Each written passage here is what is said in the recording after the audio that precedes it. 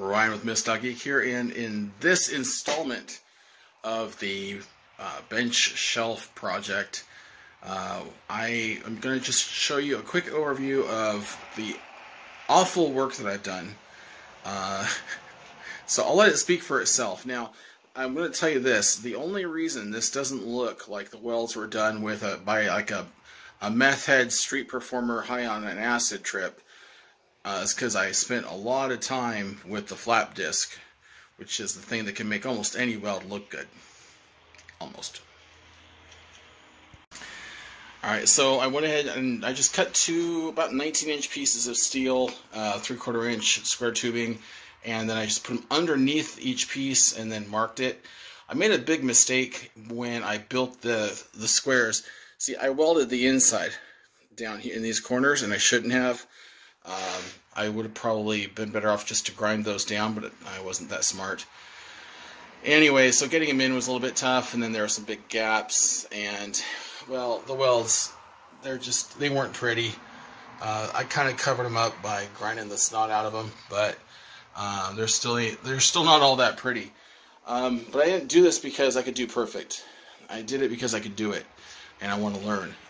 In fact, that's the whole point of me documenting it. Isn't because I made a thing. It's because as we do things, we learn, and I guess it's part of my. I guess I could probably call this under my experience by experiments series, because this is the only way to get the experience is to experiment. And one thing I've learned about myself is that I'm impatient. I try to weld faster, and then I burn holes, and then I got to go back and slow down and clean them up. So what does this mean? Why am I showing you this? I'm showing you this because I want you to stop worrying about doing things and just do them. The steel for this has been sitting next to my bench here for months. I bought it probably back in September. And here it is in February, and I'm finally getting around to it. Now, mind you, I've had a lot of other things going on in my life. I haven't really had time for projects for a while. So, those things are over, so I have a little bit more time on my hands and a little less worry. So, just do things. Will it be perfect? Maybe not. This isn't perfect. Do I care? Nope. I might even just shellac them. I haven't decided. I'm going to paint them. I'm going to protect them from rust at the least. So I'll do something to do that. Am I going to hide my bad welds? Nope.